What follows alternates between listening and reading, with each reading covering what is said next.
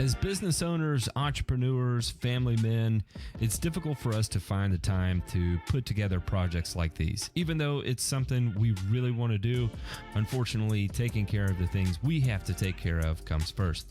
However, because of viewer support for people like you, we're able to continue doing this. Please consider joining our Patreon and supporting the Burn and Return podcast.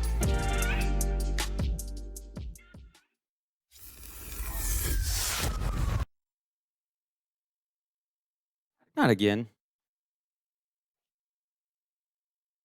It What did hates it us. do? It's just hanging. There it goes.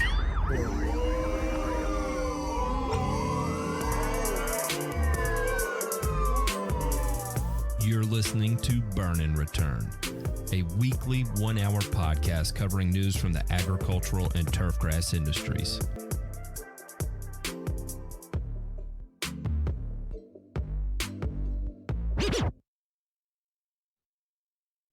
What is going on, everyone? Welcome to this week's edition of Burn and Return.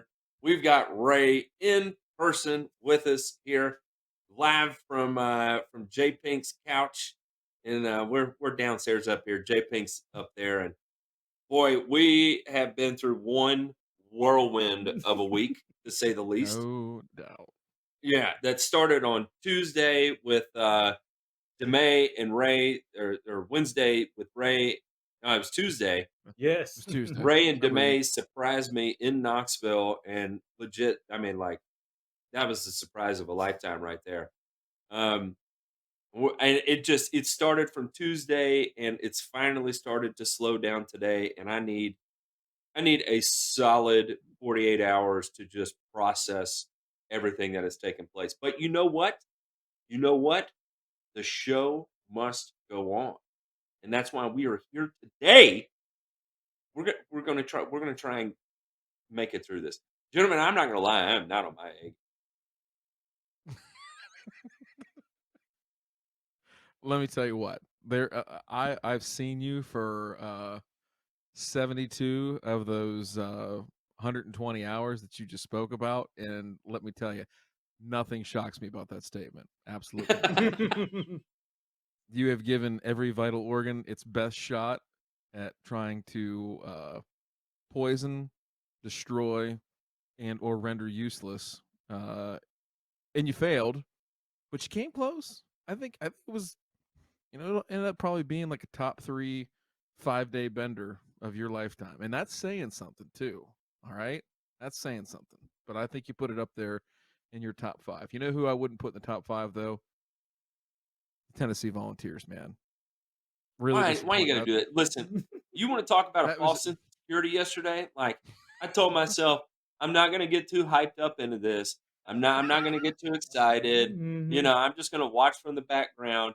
And before I knew it, I'm doing the moonwalk across the living room, screaming at the TV like it's the end of the world, because boys were up a touchdown and things are looking really good. And it just fizzled out after that. And I'm glad Ray got to see you in your element right there, because that, again, it's a slice of life that he probably doesn't get to experience too much out there. I do. You know, No, I get it because, okay, to me, yeah. people in Hawaii are football fanatics. And so if I'm at home on the weekend, Mhm. I'm so thankful that J Pink gave me a noise canceling microphone, because otherwise the folks on the show are going to wonder, Ray, what the hell is going on in your neighborhood? What is all that screaming and yelling and crying? And I'm going to just have to explain, oh, it's the football game. I will So say this when is I was not out for- there, This is I not did foreign notice that to- it's just a little weird. I think I got up. I watched an Ohio State game out there when I was out there. 6 a.m. kick, right? So like you had to be up there and like at the bar at like, I think it opened at 4:30 in the morning. Mhm. It's just weird.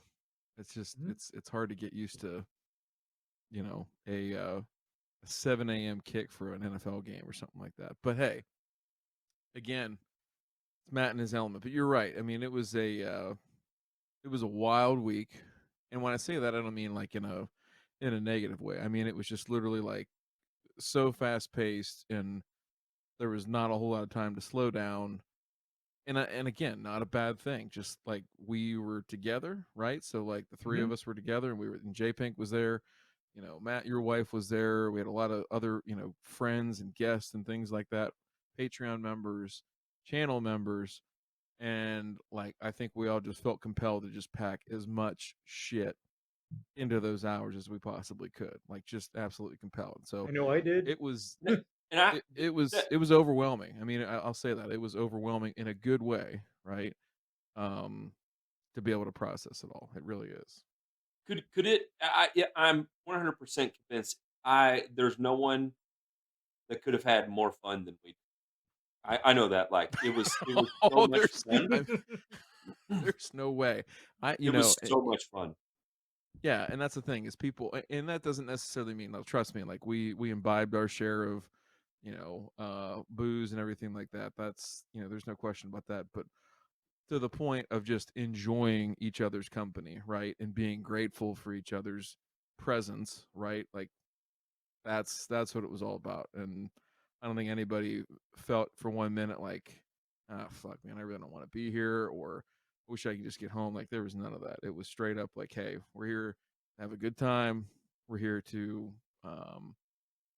see and support the people that came to support us, and it was amazing. So, um, like you said, we started Tuesday, right? We surprised everybody. Nobody knew Ray was coming, literally.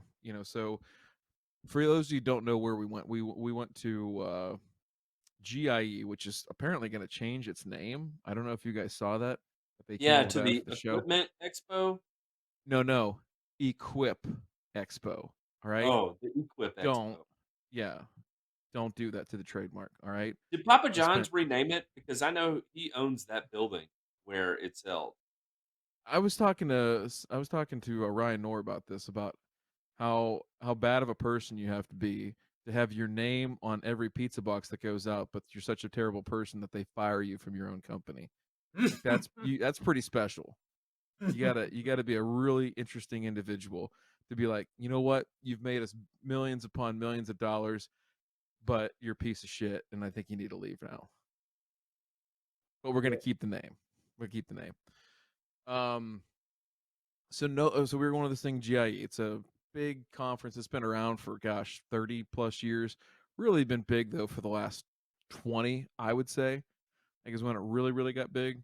So landscapers, equipment manufacturers, distributors, everything like that, all in the landscape sector, right? The green industry. And so we go there just because, well, it's kind of a good gathering spot. There's a lot of reasons for people to come outside of just seeing our ugly mugs. And so the big, I guess, reveal was that Matt had no idea that Ray and I were going to be early and go see him. We went down to Knoxville to his hometown to see him. So we accosted him in the parking lot of a hydroponic store in what I'm going to go ahead and assume is probably the seediest and roughest part of Knoxville, Tennessee. Like if there is a worse part of that town, I might have to pack some heat. Like you're literally going down an alley and you're looking at, okay, abandoned building, loading dock, bunch of tagged up spray paint stuff. There's weeds literally growing in the middle of the street because nobody goes down the street. And then, Ray, there it is. Bam. You got this store Yeah. sitting there. And Grow I'm thinking, green you know what? hydroponic. The only thing I could think was, between the crack den on the left side of the street and the boarded up warehouse on the right side of the street and that freeway overpass out back. The only thing I could think was, well, if you're going to do your first brick and mortar, might as well get the cheapest rent you can, really help Yep. that positive cash flow. So I felt bad though. I don't know. I don't think I got to tell you this. We both felt bad because we surprised you out in the parking lot. Literally, I mean, just you did a what I described to some as the Sanford and Son. You were like, Fred, you were stumbling. You were ready to go, man. And so you walk. So the story goes, we walk in there, and Matt starts giving this like sales pitch to this sweet lady that's behind the counter. And immediately Ray and I look at each other, and then I look over at J Pink, who's also there, right? And I'm like, oh man, like we just walked in on this, like, this would be like the same thing as walking in on Matt proposing, to his then girlfriend, now wife, and we're just there, just pissing all over his fire, right? Like he's cock blocking him, just cock blocking him. yes, we were not guiding his cock, we were blocking his cock. It was not good. Mhm. So of course, Ray and I, what do? We do the only thing that we can to help him sell this stuff because we're not salesmen.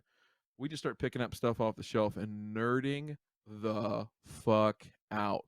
Yeah. And setting up Matt, we're just pitching Matt softballs. We're just sitting there throwing him BP heaters. And here's Matt like Mark McGuire in the, pure creatine, put that syringe in my ass and let me hit about 60 more home runs, right? Mm. He's just tattooing them off the scoreboard, right? Oh, yeah, you can do this, blah, blah, blah, blah, blah, blah, blah, blah, blah. And Matt, we did that for about 20 minutes. And then how did it? You were the last one out of the store. So you finish up the store. What did that nice young lady say to you? Yeah, so of course I spent a little money there to make it look like I care, right?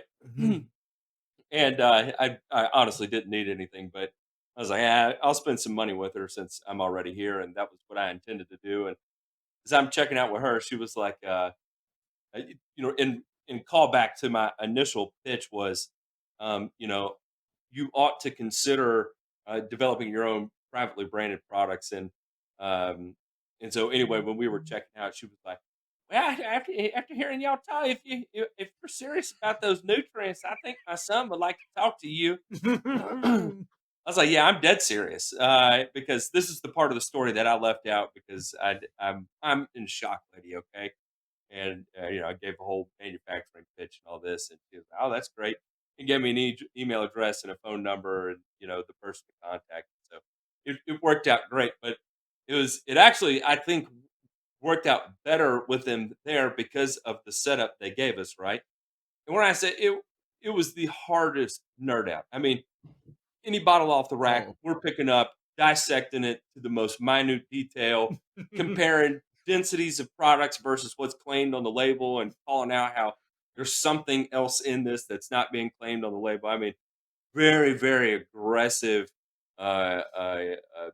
analyses of the various things that were in that store. And so, anyway, thank y'all because I think that turned out way better than how I had it planned in my head, even from that piece of it. But then the fact that y'all were there made it just that much more enjoyable and great because I was freaking out through the whole thing. I'm like, hot damn, I got Ray and DeMay here with me. Like, I'm telling you, I was on top of the world. I was so confident I would have had no problem jumping up on that lady's counter and walking down one side of it and the other side of it and just giving her the bird the whole time for no reason other than to say, Oh, "Lady, man. I am on top of the world right now. Like, I'm on top of your world and you can't stop me." Little did we know you'd save that for, like 30 hours later. Yeah, yeah. You lit the fuse in that building, right? In that seedy ass part in Knoxville, and you carried it with you all the way up to Louisville. And that's an entirely separate story that will not, cannot, and won't be permitted on the air, unfortunately. So Yeah. yeah, I'm glad that worked out. All I'm gonna say to you is if we're not there, either call us on the phone, we'll play along, or I would just, play like you got multiple personalities and just talk to yourself and just do that same exercise because it seemed like it was pretty successful. So don't worry about what those sales experts say about trying to act sane and all that other shit. That's for the birds, man. So no, so overall, it was an absolute success. The only people that knew about this, surprise, were Jay Pink, Ray, and myself, and those two really executed flawlessly. I just sat back and waited and kept my mouth shut. But man, it was a cool sight to see. Getting to see Matt meet one of his heroes, and then a dipshit like me who we've met before, so it's not that big of a deal here. But yeah, that was one of the more special moments of the whole week and all that. And we got to bring a couple of people.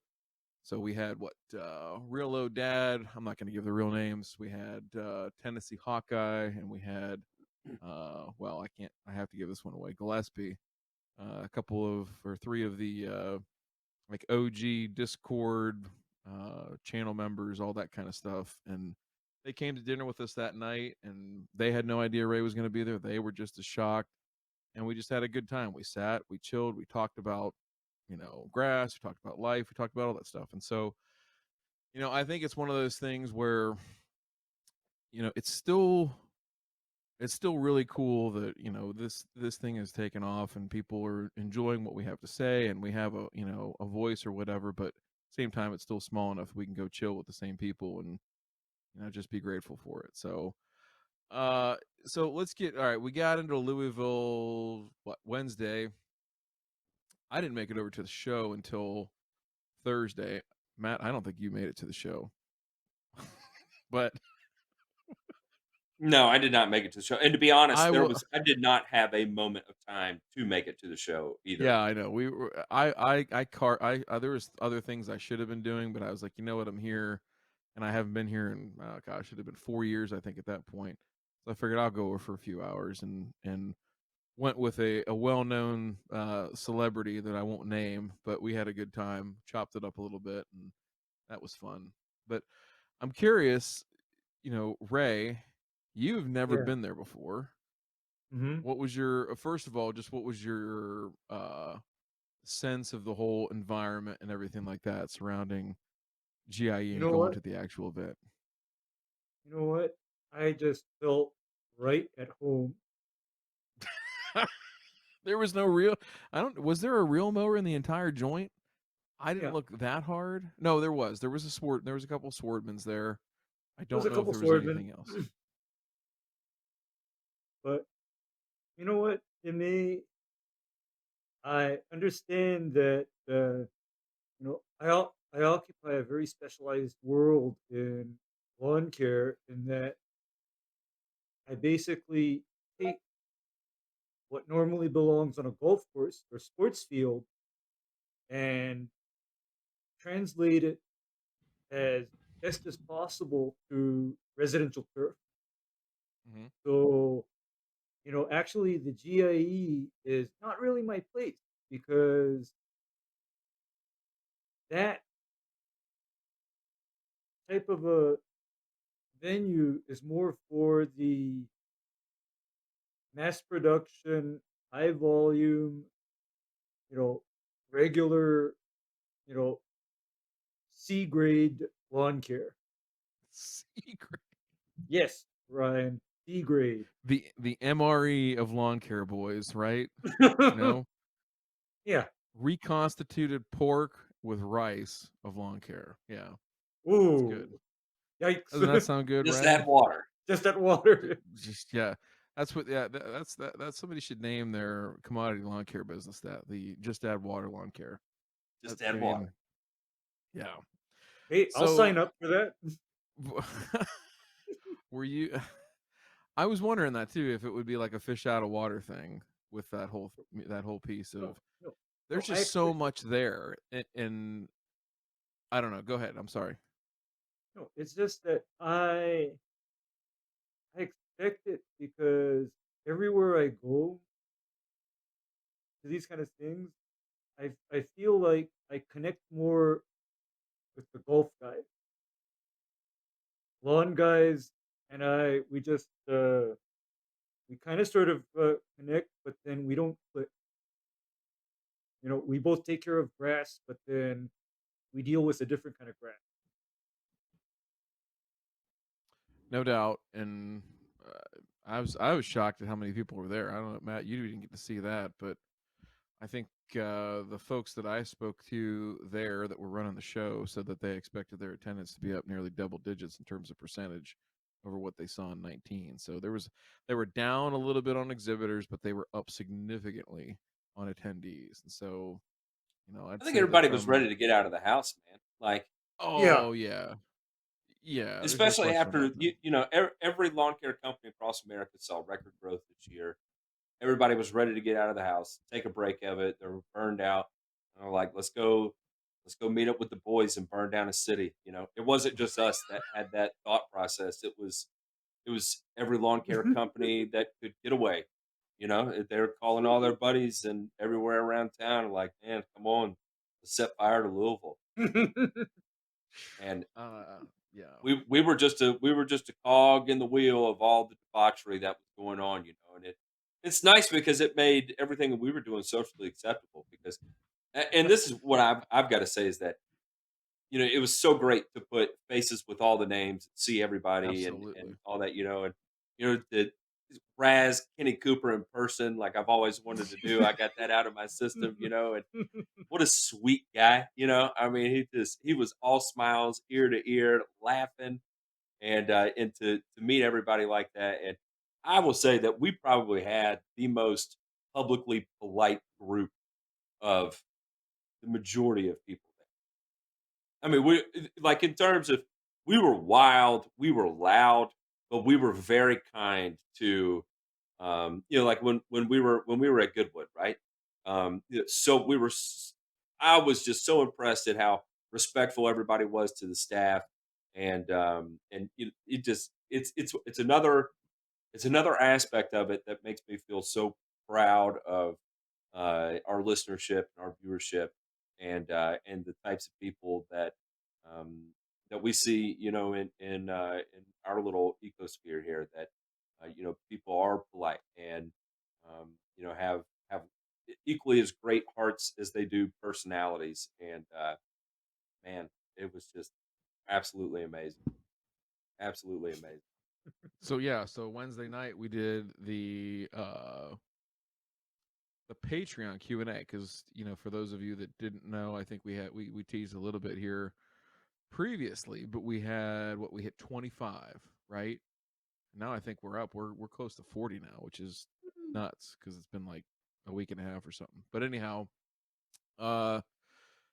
we did a live Q&A, Ask Me Anything, AMA, and it went pretty good. We had some technical difficulties, no fault of anybody's other than the crappy internet service in the hotel. There you go, scam alert. Um, we'll do more of those as we get to some of our thresholds. We do have a thank you video that we're going to do here soon coming up. By the way, if you're not a member, great time to go ahead and plug yourself in and get hooked up with this private RSS feed, cool prize packs, all kinds of stuff that's going to be coming down the pike here, and already really has, right? Go ahead and subscribe yourself. It's www.patreon.com/burn and return. Some might say it's the price of an airport beer. I say it's the price of a round of cheap mixed drinks at a dive bar somewhere in Louisville. And who really knows how much they charge you, because they don't show you the receipt anyway. They just swipe your card and go. So, right? So all that for a low, low price. So hop on there, take a look at it, and join up with us on Patreon. All right, boys. So yeah, Wednesday night was a little bit interesting. I don't have to go with who the play-by-play, but we met a who's who of internet stars, and it was something. Let's fast forward real quick, and we'll get to the regular show here in just a minute. But Thursday night was our Patreon event, right? So we had a live GIE event that was only advertised to certain channel members and certain level channel members, and to certain level of patrons, right, that were able to come on and have the opportunity to come to that.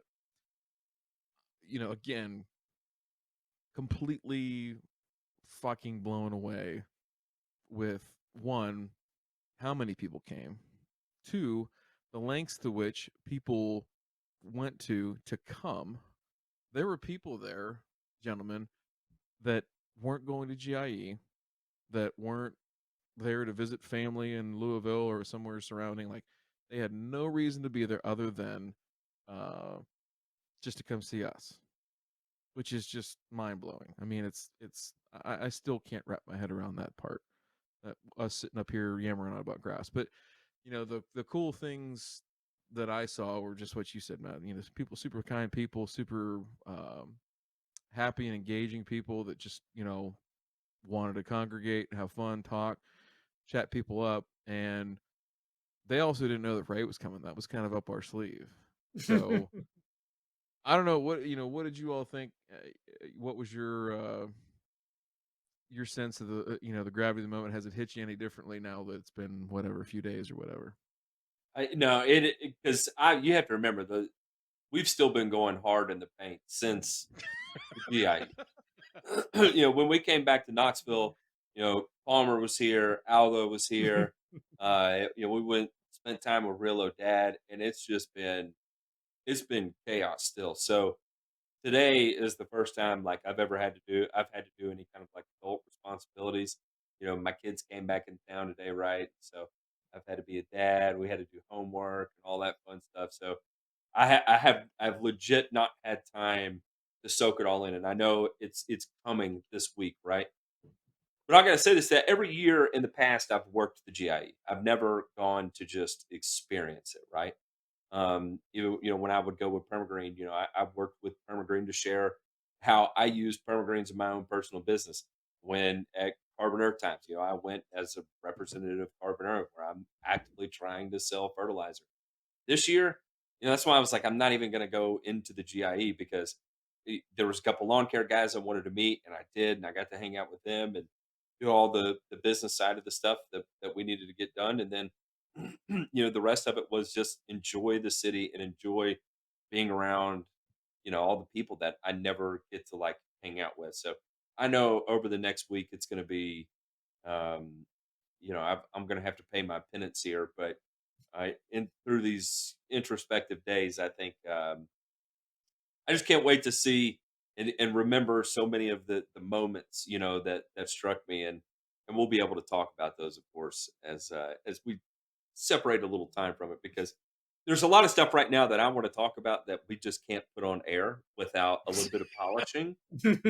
And so I need a moment to think about how to word that in such a way that we don't get in trouble or Right. violate trust boundaries and all that fun stuff, right? So, um, and by trust boundaries, I mean like, don't worry, they're going to be violated, but I got to figure out how to put it all together in my head first. I need to write the apology letter first, and then Yeah, I'll say yeah, it. yeah, yeah, yeah, yeah, I check with my attorney. What's the statute of limitations? Is it hours, days, weeks? No, I'm kidding. I'm kidding. I'm kidding.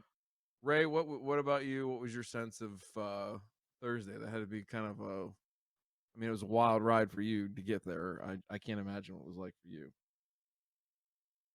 Actually, the ride was less than memorable, but from you know Tuesday morning till now, it's just kind of soaking in for me that, oh, I'm with J Pink, or no, I'm sitting down in the same room as Matt, Mm-hmm. or I'm sitting across the table from Aldo, or Turf Therapy, or Asami, or you know all of our friends like the Hungry Southerner and Mm-hmm. Real Low Dead, all those guys who just know me as that person that doesn't have a lot to say, but if they have a question for me, I kind of have an answer for it. But it's been so good for me to meet all these people and do all these things, because it seems like when when I've been here all this time, it seems like the last thing I talk about is grass. It's always everything else, and I'm just loving it. I'm just loving it.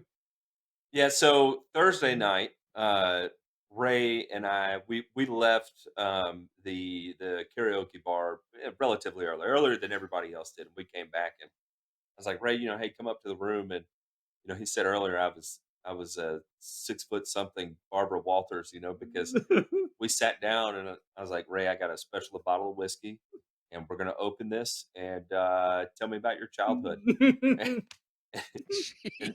it's 3:30 in the morning, we're like, all right, I think it's time to go to bed, right? Yeah. And but it was funny. It was my wife and I and Ray. We sat down, and it was just getting to know each other, right? Like, and getting to know each other like on a very real, even playing field, kind of level.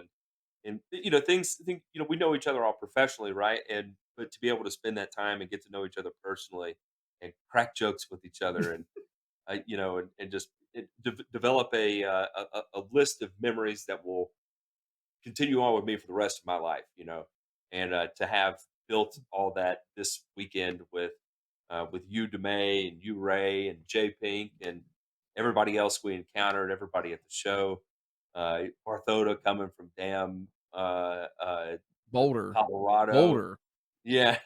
Hmm. dude. He I told mean, me that. it was I cou- unbelievable. I couldn't believe it. Yeah, I mean, I drove Ray up from Knoxville up Hmm. to Louisville, and we had kind of the same experience. Now we couldn't crack a bottle of whiskey, unfortunately. No. Yeah, He had a because you had to water. drive. I had an orange Gatorade Zero, but we did have a similar experience. And yeah, that's time you can't get back, and experiences you can't recreate. You just have them, and they're there forever. So, last thing I just want to say is this: is none of this would have been possible without John Pinkerton, J Pink. Can't listen. You can scam. You People can do not scam. understand. You can scam me all you want, brother. Put me on Turf Truth. I don't care. Tear me down. Listen, this guy is like a 50s housewife. He makes our lives so easy, right? He is our June Cleaver. He is the guy that will slap you in the face and say, "All right, you need to get it together here." He picked me up. I rode in the bed of his freaking Toyota Tundra to get pizza at 3 something in the morning. Mhm. Was that Friday morning? Spinelli's. Oh, Spinelli's. it sounds so good. It's actually statistically significant that their star rating on Google goes up between the hours of like 1 and 5 a.m. Don't ask me how I know. But seriously, guys, I know that the people here will agree. I know that Matt and Ray will agree. Unbelievably indebted, right, to him helping us pull this off, and not just helping us, but just literally saying, "Be here at this time and do your thing. Do this, do that." I mean, he is our freaking handler. We are just show dogs, right? Like he's the guy that makes it go. So seriously, with from the bottom of all of our hearts, thank you so J Pink, much.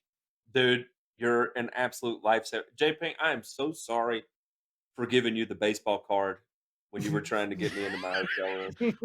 Listen. There was a period, I think Wednesday, between the live stream tech issues and trying to get Matt into a safe place, that J Pink probably could have choked you out until you lost consciousness, and Yeah.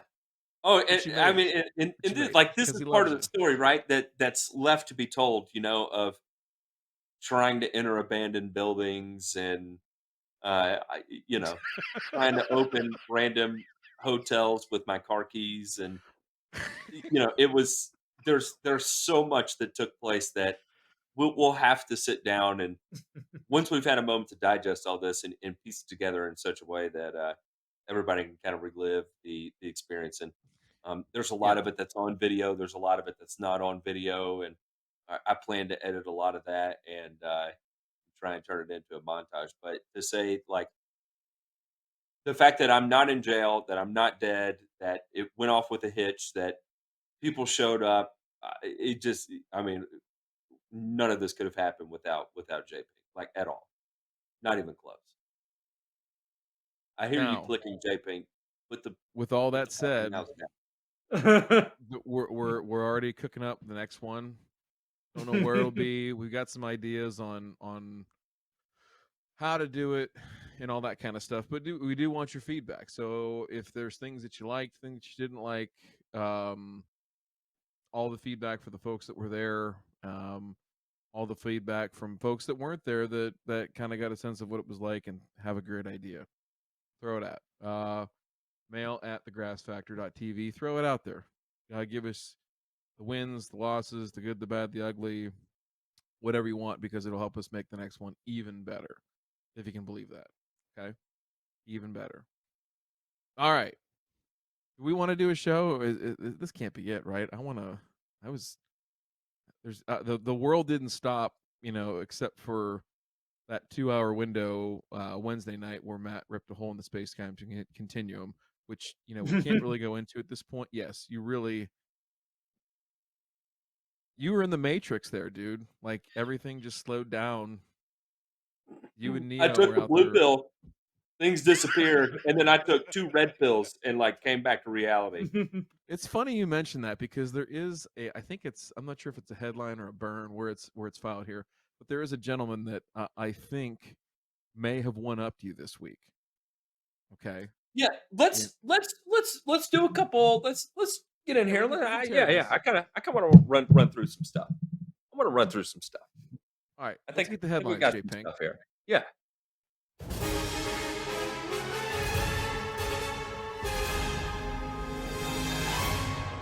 Nothing to fear here. This is just the news.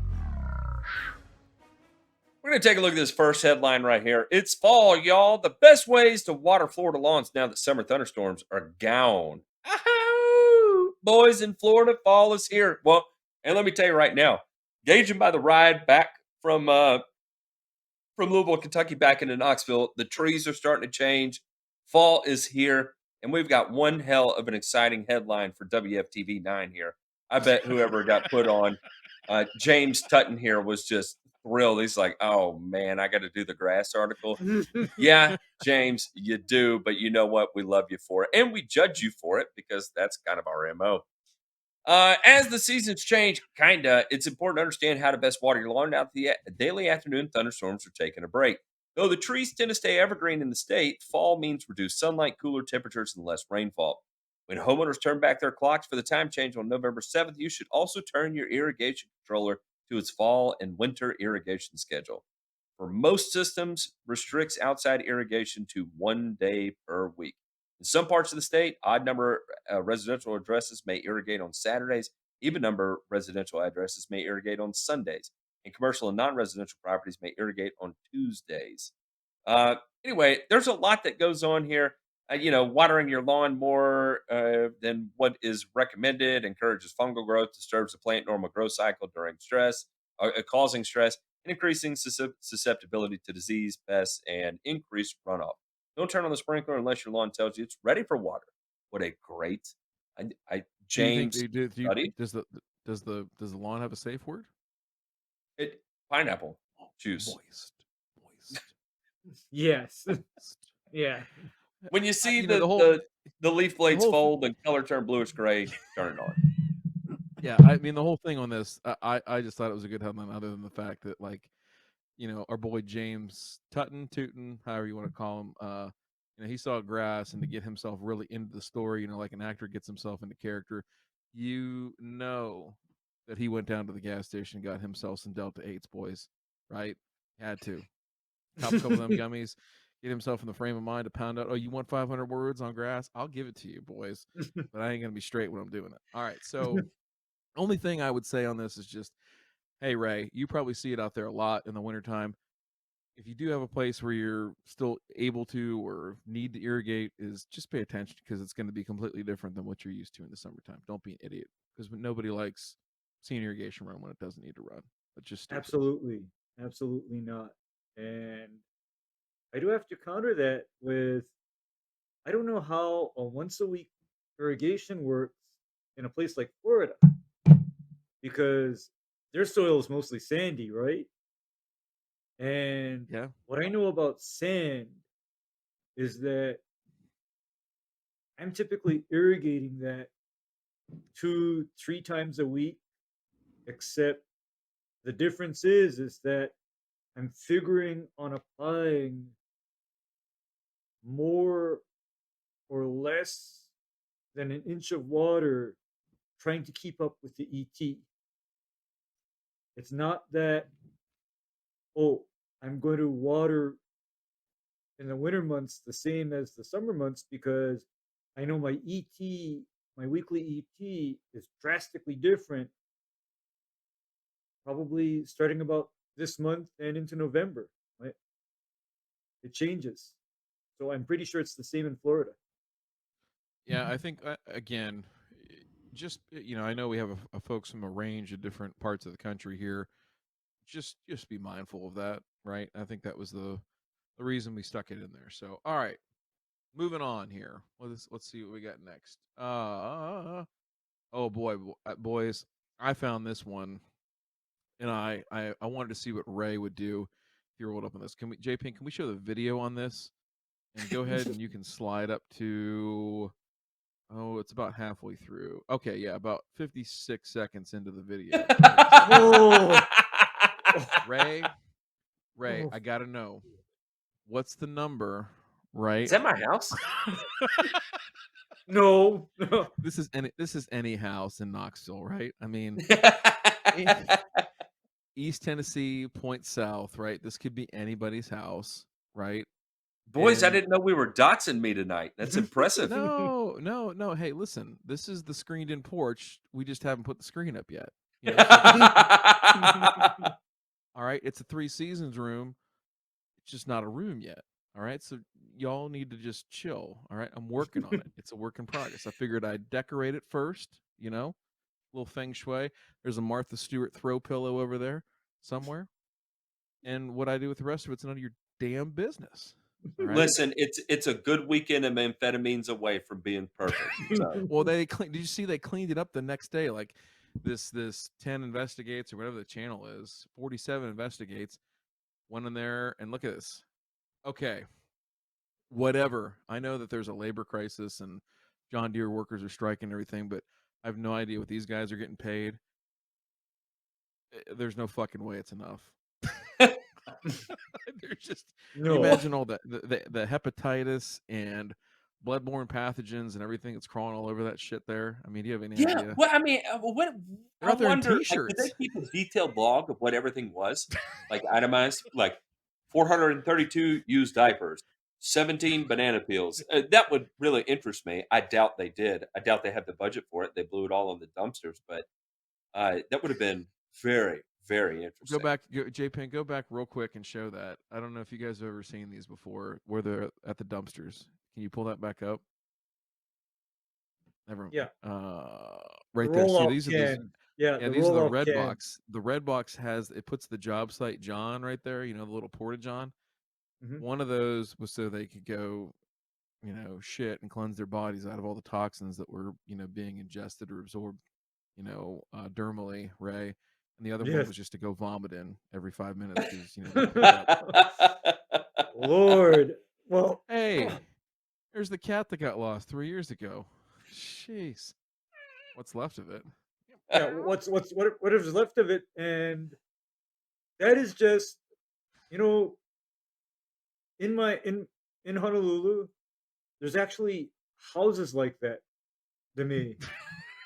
No, there's houses like that where somebody's gone to the deep end and has not come back up, and the property is basically a super junkyard, and it literally takes like a condemnation by the city to say, okay, property is going to be cleared of the health hazards, and rightful owners will forfeit ownership to the city for the cost of the cleanup. I don't know, Ray. The only thing I'm hoping is that we can find what's left of that pet rabbit that they had, because I think we're looking at 4 potential keychains here. Dude, I saw some flannel in the pile, and it's the same color grade of my daughter's school uniform. Oh no! Last thing I'll say on this one, real quick. What are y'all gonna renovate this with? What we got a little shaded lawn in Jacksonville. This Centipede. seems like Centipede. I was gonna say Centipede City, boys. Yeah, send it. These people deserve centipede. Like, there's no other grass that they should ever expect. That'll be part of the civil fine. Is you order to pay for cleanup costs and establishment of a centipede lawn. All right. What's our next headline here? Next one, we got the City of Berkeley challenges pesticide program in lawsuit. Several organizations in the city of Berkeley challenged the pesticide program from the California Food and Drug Administration due to its lack of environmental risk analysis in violation of California Environmental Quality Act. It says in a press release, the Center for Biological Diversity alleged that California FDA, whatever, or CDFA, statewide pesticide spraying program proposed the use of 75 pesticides statewide without meeting the responsibility to analyze the health and environmental impacts. The proposal also went without public notice, and communities were not given the opportunity to opt out of the pesticide spraying. Affirming the CDFA violated the environmental law, they will have to wait for the lower court to issue final orders in the case, according to Dan Wisher, board member. While there's no timeline for the orders, Wisher says she expects them to be issued within a few months. It is time for the department to join the transition to safe, sustainable pest management and approaches that are happening in other state agencies. I don't know.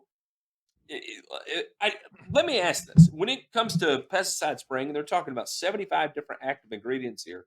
Are they talking about does this encompass everything as far as like what gets sprayed on public property to is like roadside vegetation management, kudzu management, school grounds, mosquito fogging, all of it falls underneath this? Mm-hmm. I believe Vectors, so. Yeah, vectors, vector pest. vector pests, So because go ahead. this is like California Department of Agriculture and the city of Berkeley is charged with controlling pests that are public health hazards, right? And you know what? That also includes rodents, roaches, Ah, you know, and if you're going to tell me that we need to put okay, rats' lives matter, okay? If we need to do that, then I think we're in huge trouble because guess what? Rats harbor, and especially in drier, more arid localities. Guess what? Rats harbor, Ray? man. bubonic plague? Mm-hmm. And this, Death. Count it. okay, and this other Or gruesome disease, too, you know? disease Yeah. called hantavirus. Oh yeah, hantavirus. Yeah, that's the side effect of having a rodent population is that Ryan, rat Yeah. urine is the literal reservoir or source for hantavirus. So I if did not know somebody that. cleans up rat pee and they're not in a hazmat suit, they're in danger. So Hmm. I have to ask now because a lot of these environmental activists they actively protest the use of rodenticides, products used to control rats and mice. Let me ask you this, DeMay. If Mhm. you were at the city, let's say this was happening in Columbus, Ohio, Sure. and they see this list of 75 pesticides that have been analyzed. And of course, we don't have access to the entirety of the list here. What is your response to it? How do you handle something like this from someone who's been involved in the public sphere? Well, so I'm gonna see if I can find this thing. So in Berkeley, there is a nonprofit group that actively evaluates pesticide risk over and above like what EPA does. I'm gonna see if I Mm-hmm. can find it. Pesticide. And when we hear about this, I think of like the EWG, right? They were the ones that said, Roundup is in all of our children's breakfasts, and they created their own baseline for acceptable levels of parts per million levels of glyphosate in food, which was like 1,000x tighter than what the EPA allows. I think they were at like part per billion, where the EPA is at part per million. So pretty significant difference there beyond what the EPA has researched for however many years to say this is an acceptable level, this is a safe level, and they rewrite it as a no, any detectable level is too much and a threat to human existence, right? Uh, and I guess that's kind of what I'm asking, and you confirm for me is they have their own take on their own risk calculations that they've performed or not performed. Are they actually doing risk calculations, or is this a matter of Emotion. yeah, purely an emotional response? Okay, No, because they are doing quantifiable stuff to evaluate. I'm trying to find this here. It's the Pesticide Research Institute. Go ahead, Ray, and talk while I pull this up. okay, because a lot of these groups, they work on what is called the precautionary principle, and the precautionary principle dictates that in case of something like a, say glyphosate residue in the food, their position is, because they don't know, that justifies taking the most extreme stance against it, in spite of evidence provided that also says that a certain level is not harmful. And by the way, the Food and Drug Administration of the United States, they have, those are the people that have actually done the feeding studies and the research that then quantifies, okay, this many parts per million you're not going to notice, this many parts per million uh you're going to die from it. And they then work back from the number that's harmful and decide what can people be regularly consuming, exposed to, or whatever, and not have a statistically significant increase in harmful effects, right? And these environmental groups throw that all away, and then they play the games of whataboutism. And it's all speculation. It's, oh, what about if this were to happen? No matter how infinitesimally small that risk is, the Yeah. answer will still be no. That risk is unacceptable because we are operating according to the precautionary principle, so no risk is acceptable in their eyes. So to that point, so this is something very similar that was developed in concert with this Pesticide Research Institute. This is out of San Francisco. Really, Ray. Matt? Are you kidding me? We get it blown up on the screen here. Are you kidding me? So these here's how they rate here's how these are rated, okay? So it's tier 1, tier 2, tier 3. Okay? Tier 3 is the least hazardous, tier 2 more hazardous, and then tier 1 are most hazardous. Okay? So they evaluate these for things like persistence in the environment, worker exposure, user exposure, fish, aviary, mammal toxicity.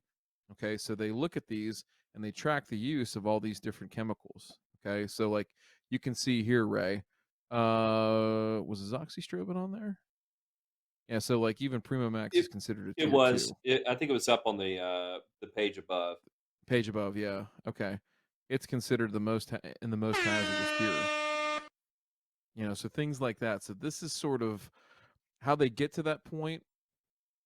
The information used to be presented pretty well on this Pesticide Research Institute. They're apparently migrating to a new system, and so I can't get to it, unfortunately.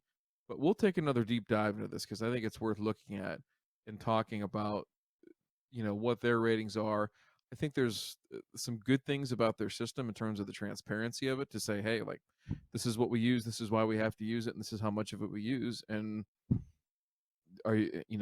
what argument is there to be made here, right? And sometimes it's a good one, sometimes it's not, but they're trying at least to be as limited as they can in using those things. So, but there's a whole host of other things on here, and I think it's a good topic for another time.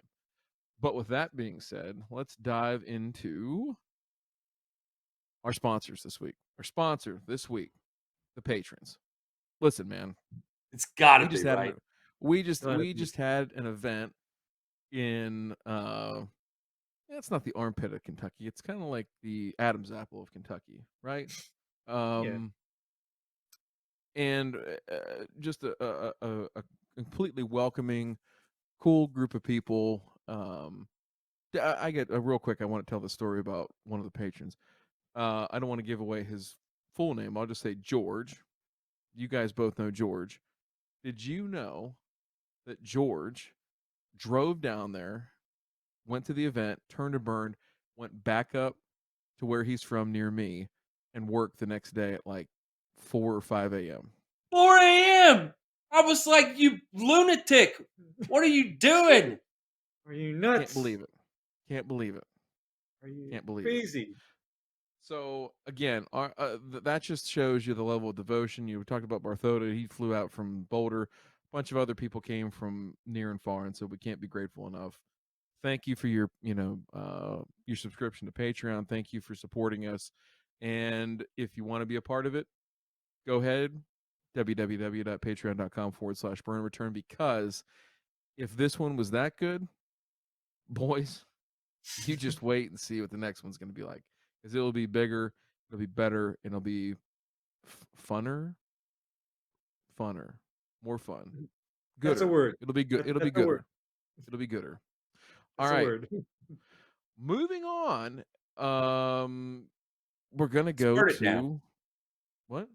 Let's Yeah, we burn gotta it burn down. it. We've been doing it all week. Might as well keep Dude, going. this first one.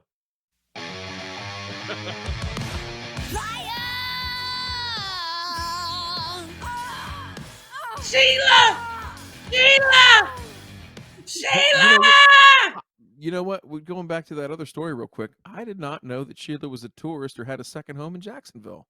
I had no idea. Well, It blew my mind, Ray. She's you know what's funny bi-coastal. is that they In actually addition to being found her husband in Cleveland. And it starts like this. Oh no. Intoxicated man drives over lawn. Berea police blotter. Operating a vehicle under the influence on Fair Street, an Oberlin man, 63, was arrested at about 11:30 p.m. after his Nissan Murano he was driving almost hit another vehicle on Fair. The driver of the other vehicle called police. He said the Nissan ran over a lawn and almost rammed a second vehicle. Then he pulled into a driveway on Wallace Drive. Police visited the Wallace home. They say a bottle of Miller Lite was in the Nissan's cup holder. A woman living in the home told police that the man had gone to bed. She woke him. The man stumbled out of the door, holding the door frame for balance. He said he had taken an Ambien, a sedative, before driving. He failed field sobriety test, falling to his knees during one test. Hey, listen. As bad of a night as you may have had, and as banged up as you may have been, this guy right here had a much harder time. He Had a did. much harder time. And We've got a lot though. How we there's some stories over the course of our events that were shared about Ambien, and I'm sure those will be leaked out over time. So we're not going to get into it right now. But could you imagine waking up in the morning and being like, "Let me ask you this: do you think the dude who drove through the lawn? Do you think the entirety of the neighborhood is like a fucking drunk old bastard is always out here raising hand? He finally did it.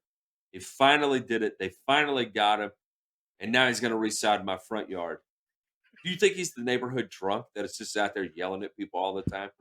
He'll saw that yard, but he's gonna roll in there hard and deep with like a 30 rack and Natty Light or something in a cooler.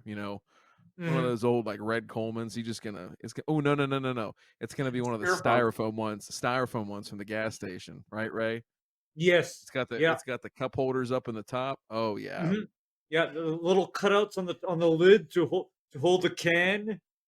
Yeah. He's gonna be I mean, this guy, my guess is that this is not the first time this guy has done this, because for some people, there's that thing on the prescription bottle that says combining this with alcohol may affect your ability to drive or operate machinery. It's one And thing to be stupid enough to drive drunk, right? Like that is a stupid choice. yeah, that's a And bad choice. it's abhorrent. It's a completely different level of fuckery to be like, I'm gonna do that, and I better pop some Ambien too, just in case.